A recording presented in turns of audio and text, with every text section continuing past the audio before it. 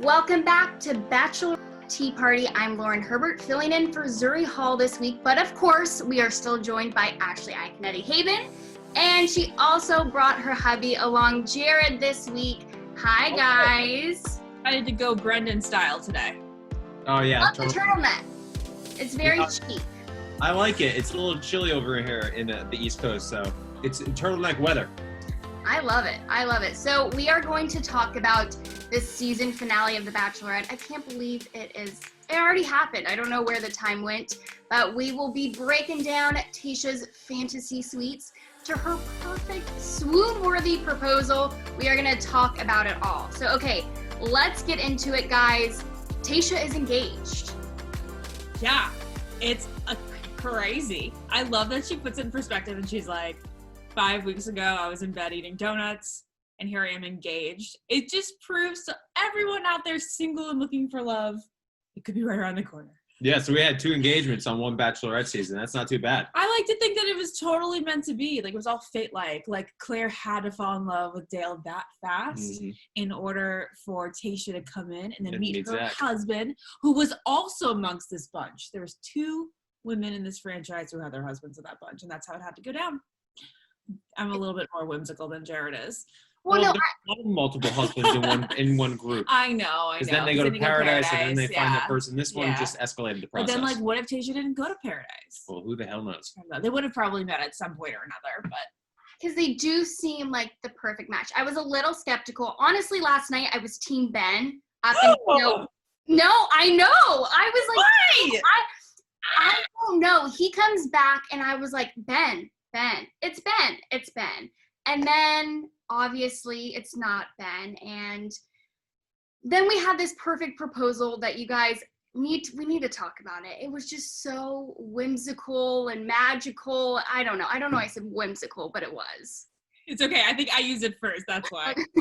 I don't know. I was just like hard eyes the entire time. I feel like I was watching the best romantic movie.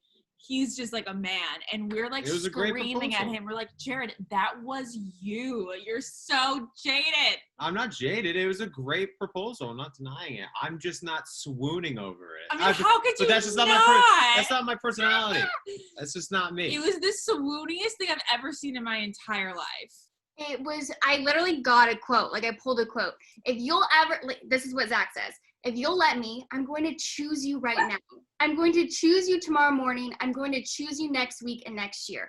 I'm going to choose you forever because I love you. Like, I'm melting. The thing was, it wasn't just the proposal that just like had me like on cloud 9.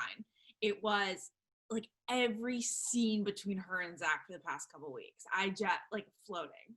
Yeah, I'm shocked you were Team Ben after like seeing Zac and Tayshia together compared to Ben and Tayshia. Oh, so different. Yeah, it was very different. I don't know. We'll get into that when we start talking about Ben, but I don't know. But like Zac when he was dancing with her in this episode. Yes. Yeah, I mean, it was just clear. I felt like that Zac and Tayshia had much more chemistry than Ben and Tayshia. Oh. Not to say like I like Ben. I can understand why. Not to say you don't like Ben. Yeah. Yeah. I mean. I understand why girls like Ben more. Like, he's more classically good looking. He's younger. He's definitely like a little bit more boyish good looks. But like in terms of like the person for Tayshia, I think it was pretty clear and cut. Zac's the dude. Oh, and like, can we just? I know this is weird to say in front of him, but like he gets it. And the funny thing is, he turned to me last night. So this is how I go. Why has Zac gotten so much hotter throughout this season?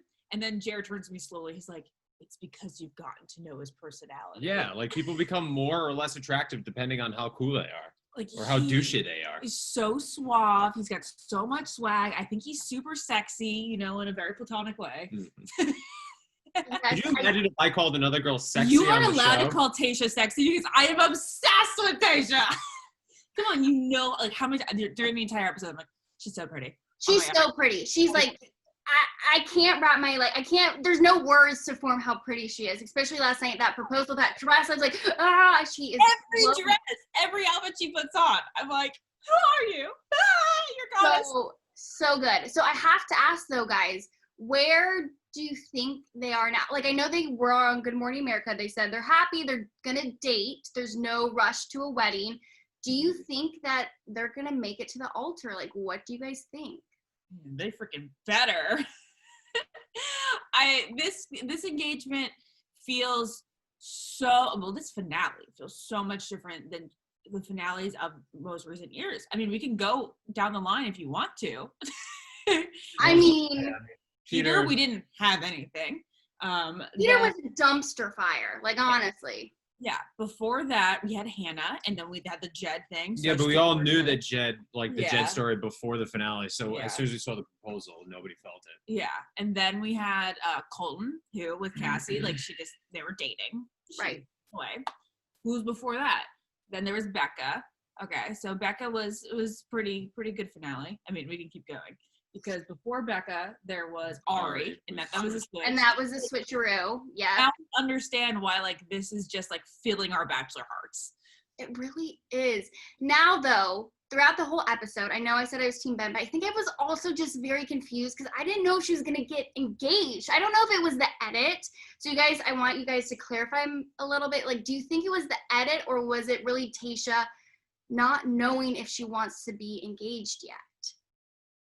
I mean, I don't think it was the edit. I think it was. Listen. This is a TV show at the end of the day. Their job is to build drama. When there's only one guy left, it's not that dramatic. So maybe it was like, maybe she does want to get proposed to. Maybe she doesn't want to get engaged. Like, who knows? But, like, they got to build drama somehow. And they totally tried to build drama with that whole dad sit down where, like, we think the dad's going to be like, don't do this. And It was the most vague, or pointless seeming conversation. Or even, like, during the proposal or before the proposal where Tayshia was like, I felt like I wanted to come in and fall in love. And she took a deep breath as if she was going to say she didn't find love. And then she was like, out. It's so much more than that. And it was like, oh, God. This is wild love. That dramatic pause. I was like, oh. Right now. No. Hold on to my seat. It was, I don't know, but I'm happy with it. As a Bachelor Nation fan, I'm like, okay.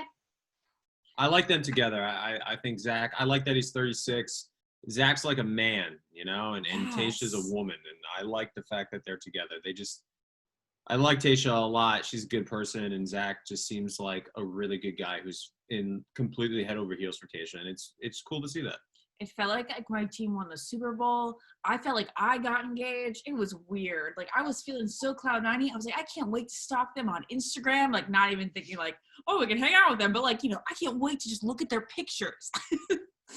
I love it. Okay, so I think it's time to go to our next portion of this recap, which is normally throwing shade, but, like, honestly, there's not a lot of shade to be thrown. We just said it. We loved it. So I do want to take the time, though, to talk about Ben, Brendan, and, of course, sweet little Ivan.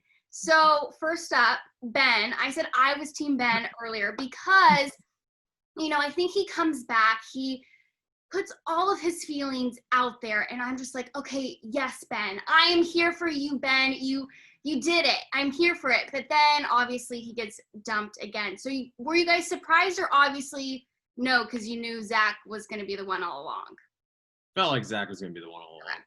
Like, I mean, good for Ben coming back and being vulnerable enough to, like, open up and say how he feels and not worry about being dumped again. I mean, that's what love is all about, taking chances. And he took a chance and it didn't work out, and that's okay because Tayshia found the person she's supposed to be with, and I have a feeling that Ben is going to be just fine within the female department.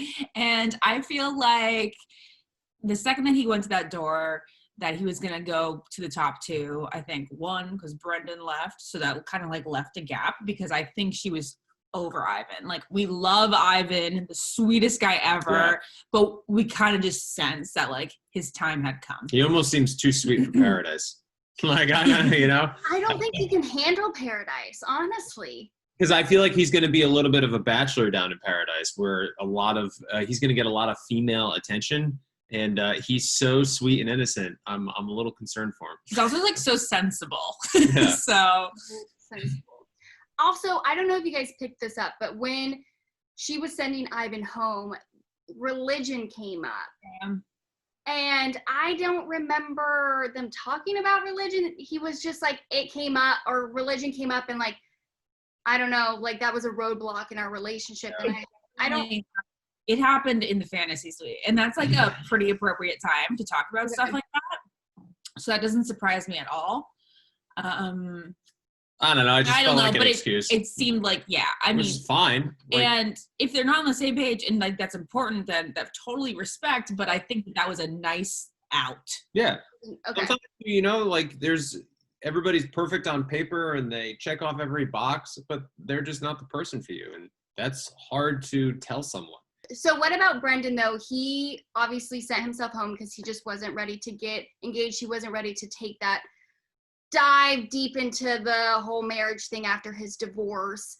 Do you think he should have said something sooner? No.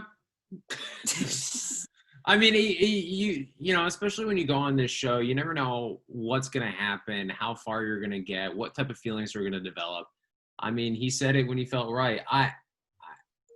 I'm fine with it. Yeah, I mean, like, it's a good question. He may not have been sure enough until that point, but I'll tell you that ring thing did not set him over the edge. He was set over the edge before that, and they were like, well, how funny would it be? And the only thing about that whole date that kind of like whacked me out was that she said, I thought Brendan was going to be the one. Yes. What? I think that we especially like felt like that was very out of place after she was like, I love you to Zac, right? Right. So my thought is that like maybe it was clipped in from earlier, and or she said something like, this is probably what it was. She probably like, at the beginning, I thought I was gonna end up with Brendan, and then they just took out the at the beginning. God. There's no way that she said I thought I was gonna end up with Brendan after that date with Zac. There's just no way. No, because I was gonna say if he so did, hype. No, so because I was gonna say if he did end up staying, would she have picked him? I don't know. That comment really threw me off. Yeah. It was so out of context to me. Okay. I agree. No, I totally agree. Yeah.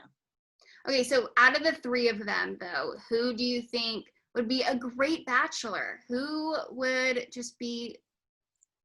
I don't know if they're going to be on the table.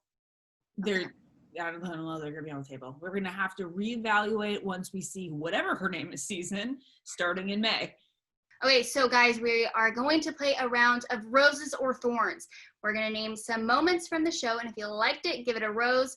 And if you didn't like it, give it a thorn and tell us why. But here's the thing. We are going to change it up a bit, and it's all going to be about Matt James because we really don't have a break this year. We have like 1 week, and we come back with Matt James starting January 4th. It's a lot. Okay, so it's so crazy. I can't believe there's a week off. 1 week off for the holidays. Swing of things, Bachelor in January, and then here we go, hopefully for a normal 2021. Chris Harrison has revealed that Matt James has never been in love before filming. So what do you guys think? Is that a rose or a thorn? One. I think it's a rose. We're supposed to do countdown. Oh. It's supposed to be a surprise. Okay. 1, 2, 3. We already know what Jared thinks. Rose. I'm going to say rose and a thorn. Oh, it's a thorny rose then. It's a thorny rose. It's a thorny rose because it's a rose for entertainment purposes because it's going to be great, but it's probably a thorn for like an actual relationship. So I'm going to go with. For this to actually work out, it's a thorn. Yeah. For us, it's a rose. Okay. Yeah, for us, it's great. Totally. For us, I'm giving it a rose because he is like going to experience all these things in front of our eyes for the first time. Fantastic. I'm here for it, honestly. I mean, we love the drama. So, okay, the next one. Matt James's suitors, his girl is going after his heart. I know we don't know much about them, but there has been a couple of bios that have been alarming. And of course, some of the teasers. So 1, 2, 3, rose or thorn? Thorn. I think that this is going to be the kind of season where he is like kind of a side character. It's going to kind of be like Chris Soule's season where the girls are going to be the main characters because they are going to be so freaking dramatic. Yeah, the trailer last night. I loved every trailer leading up. Like when they had the song, "What a Man, What a Man." Yeah, and I was like, all right, this is cool. I can get behind this. And then last night it was like, oh, this seems a little, I don't know, just over the top. Like there's so much crying and yelling, and then that one girl is like, I forget which. Queen. Yeah, I forget what she was saying, but it was just really, I don't know, it was a little crazy even for Bachelor standards. And then like the girl shows up in lingerie, and it just seems like very sexual, which is fine, but it's just, I don't know. It was a lot in a 2-minute trailer. So It great. really was. Okay, so this brings me to my third rose or thorn. One of the girls is accused of being a sugar baby. 1, 2, 3. Rose for us. Rose for, I agree. Sugar baby. What's a sugar baby? I did a podcast on sugar babies, remember? I'm assuming a sugar baby is a girl that dates a sugar daddy? Yeah. Yes. Oh, sorry. Yeah. I understand. So she gets paid. The girls are accusing her of getting paid by older men to like go on dates with them. I don't know. Hey, I mean, whatever way you can make money, as long as you're okay with it. I don't know. Like, I can see that being an issue amongst the girls, though, because they're going to be like, this girl is just the kind of girl who she doesn't have.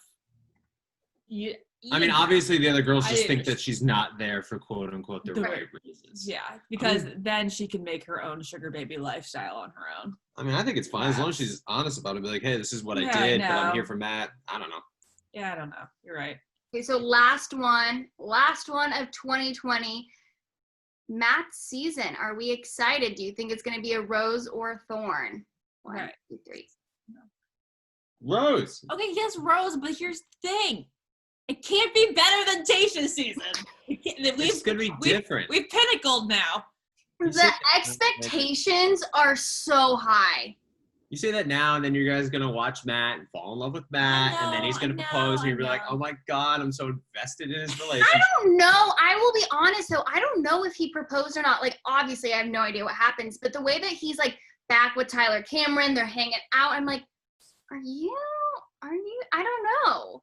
Yeah, it's interesting because Matt, we were talking about this, Matt comes off, when Ashley met him, very like mature and endearing and warm and innocent and sweet, and then it's so funny, like you see him like in the Miami Dolphins game with Tyler, and they put a camera on, and he's like chugging a beer and losing his mind. And I was like, well, there's two Matts. There's the one with his boys and maybe the one with his girl. I like his passion. I'll tell him that. See, okay, well, that wraps up this episode of Bachelorette Tea Party, and it wraps up this whole season. So thank you guys for coming on. Do you guys want to plug anything? I know you guys are both super busy, so what do you have to plug into 2021? Watch our Instagram stupid skits. I love them. On Instagram, and like, we'd love the love if you have it for them. And also, you can obviously listen to a great podcast called Help I Suck at Dating on iHeartRadio, which I co-host with fellow Bachelor alum Dean Unglert, aka Deanie Babies.